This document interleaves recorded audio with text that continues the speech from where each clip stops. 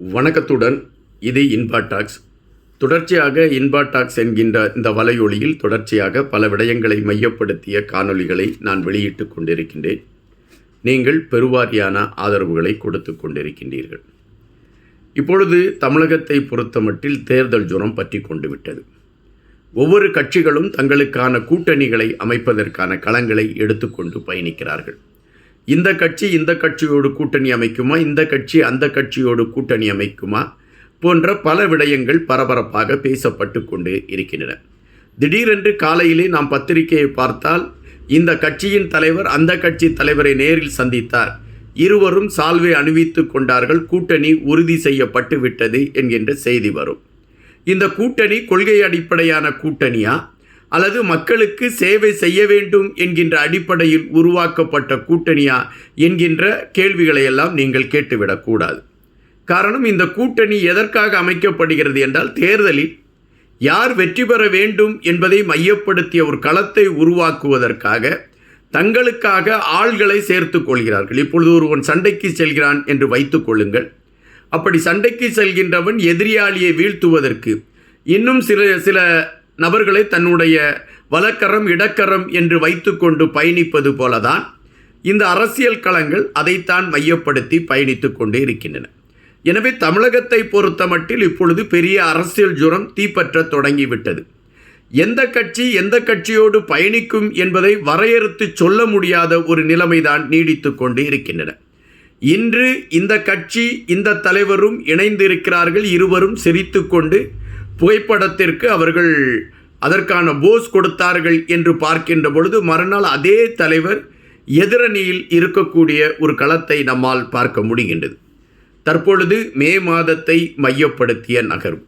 இந்த மே மாதத்திற்குள் பல அரசியல் மாற்றங்களும் அரசியல் நகர்வுகளும் அரசியல் கூட்டணிகளும் அமைவதற்கான வாய்ப்புகள் இருக்கிறது. இதில் யார் வெற்றி பெறுவார், யார் தோல்வியை சந்திப்பார், யாதற்கான வெற்றி உறுதிப்படுத்தப்பட்டிருக்கிறது என்கின்ற விடயங்களை வைத்து பார்க்கின்ற பொழுது அது செல்வாக்கு ரீதியாகவும் மக்கள் மன்றத்திலே இருக்கக்கூடிய ஆதரவுகளை மையப்படுத்திய களங்களை பார்க்கின்ற பொழுது சில முக்கியமான தலைவர்களுடைய பேர் உயர்வான ஒரு இடத்தில் இருக்கக்கூடிய களங்களை பார்க்க முடிகின்றது. அதில் புதிதாக கட்சி தொடங்கி இருக்கக்கூடியவர்களோட அதிலே முன்னணி வகிக்கக்கூடிய ஒரு களம் அமைந்திருக்கிறது. 75 வருடங்களாக கட்சி நடத்தி கொண்டிருக்கக்கூடிய கட்சிகளை பின்னுக்கு தள்ளிவிட்டு 2 வருடத்திற்கு முன்பு தொடங்கப்பட்ட கட்சி முன்னிலை வகிக்கக்கூடிய ஒரு களத்தை அடைந்திருக்கிறது என்பதை பரவலாக அவர்களுக்கு இருக்கக்கூடிய ஆதரவுகளை வைத்து நம்மால் பார்க்க முடிகின்றது. அது சார்ந்த செய்திகளை நம்மால் எடுத்து வைக்க முடிகின்றது. இந்த சூழலில் தற்பொழுது தமிழர் தாயகத்தை மையப்படுத்திய சில செய்திகளையும் நாம் எடுத்து வைக்க வேண்டியதாக இருக்கின்றது. தமிழர் தாயகத்தை மையப்படுத்திய செய்திகள் என்கின்ற பொழுது நாடாளுமன்றம் நடந்து கொண்டிருக்கின்றது. நாடாளுமன்ற அமர்வில் பேசக்கூடிய களங்களை மையப்படுத்திய செய்திகள் தான் பரபரப்பாக பேசப்படுகின்றன. இந்த நாடாளுமன்ற அமர்வில் ஒவ்வொருவரும் தங்களுடைய கருத்துக்களை வைத்து கொண்டிருக்கின்றார்கள். வைத்தியர் அர்ஜுனாவிற்கும் நாடாளுமன்ற சபாநாயகருக்கும் இடையே ஏற்பட்ட மோதலை மையப்படுத்திய செய்திகள் இப்பொழுது காணொளிகளாகவும் சமூக வலைதளங்களிலும் அவைகள் ஒரு பரபரப்பு செய்தியாக ஓடத் தொடங்கி கொண்டு இருக்கின்றன. இவைகள் ஒருபுறம் இருக்கக்கூடிய அதே நேரத்தில் இன்னொரு புறம் தமிழர் தாயகத்தை மையப்படுத்திய கட்சிகள் நடந்து கொண்டிருக்கக்கூடிய விடயங்களை மையப்படுத்திய செய்திகளை பார்க்க வேண்டியதாக இருக்கின்றது. முதலில் தையீட்டு விகாரை மையப்படுத்திய பிரச்சனை, அதில் கட்சிகளுடைய அணுகுமுறைகள் எதை நோக்கி நகர்கிறது, மக்களுக்கான தீர்வை முன்னிலைப்படுத்திய நகர்வுகளா அல்லது தங்களை முன்னிலைப்படுத்துவதற்கு இதை ஒரு போராட்ட களமாக உருவாக்கப்பட்டிருக்கிறதா என்கின்ற கேள்விகள் தையீட்டு விகார் விடயத்தை மையப்படுத்தி எழும்பக்கூடிய கேள்விகளாக இருக்கின்றது. தையீட்டு விகாரில் பறிக்கப்பட்ட காணிகளை மீண்டும் அவர்கள் அந்த பறிக்கப்பட்ட மக்களிடம் கொடுக்கப்பட வேண்டும் என்பதை மையப்படுத்திய களங்கள் உருவாக்கப்பட்டு அதற்கான போராட்டங்கள் முன்னிலைப்படுத்தப்பட்டன. ஆனால் இந்த போராட்டங்கள் வெற்றியை நோக்கி நகர்ந்திருக்கிறதா என்பதை விட அதற்கான களங்களுக்கு இன்னும் போராட வேண்டும் என்கின்ற ஒரு நிலைப்பாட்டைத்தான் அது கொண்டு வந்து நிறுத்தி இருக்கிறது என்பதுதான் தற்பொழுது உள்ள சூழலாக இருக்கிறது. அப்படி என்றால் அரசை பொறுத்தமட்டில் போராட்டம் சார்ந்த விடயங்களுக்கு தீர்வு சொல்வதற்கு அரசு விரும்பவில்லை என்று கூட அவைகளை கணக்கில் எடுத்துக்கொள்ளலாம்.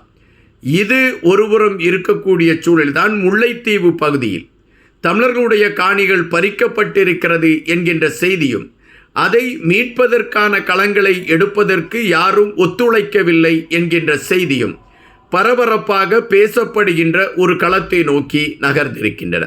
அப்படி என்றால் இந்த ஆட்சியை மையப்படுத்திய களத்தை எடுத்துக்கொண்டு இருக்கக்கூடிய தமிழ் தலைவர்கள் ஒட்டுமொத்தமாக தமிழ் சமூகத்திற்கு அவர்கள் துரோகம் செய்கிறார்கள், அல்லது தமிழ் சமூகத்திற்கு எதிரான களத்தை எடுத்து வைக்கிறார்கள் என்கின்ற நிலைப்பாட்டில்தான் பார்க்க முடியும் என்று அழுத்தமாக பதிவிடுகிறார்கள் மக்கள். அப்படி என்றால் மக்களுடைய தேடல் எதுவாக இருக்கிறது என்பதை அரசியல்வாதிகள் இதுவரை கணிக்கவில்லை என்பதாகத்தான் கணிக்க முடிகின்றது.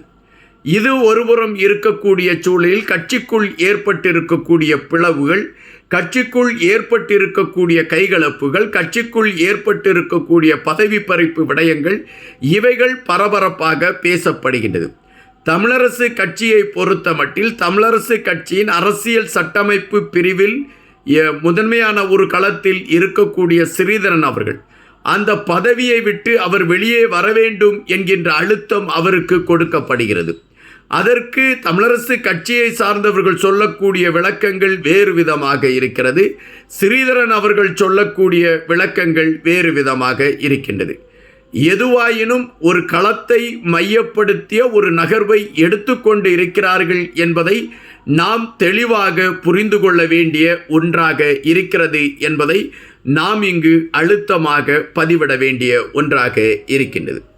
தற்பொழுது உள்ள சூழல் அல்லது தற்பொழுது நடந்து கொண்டிருக்கக்கூடிய நகர்வுகளை வைத்து பார்க்கின்ற பொழுது மக்கள் அரசியல்வாதிகளை நம்புவதை காட்டிலும் சமூக ஊடகங்களில் சொல்லப்படுகின்ற செய்தி என்ன என்பதில் முனைப்பு காட்ட விளைகின்றார்கள்.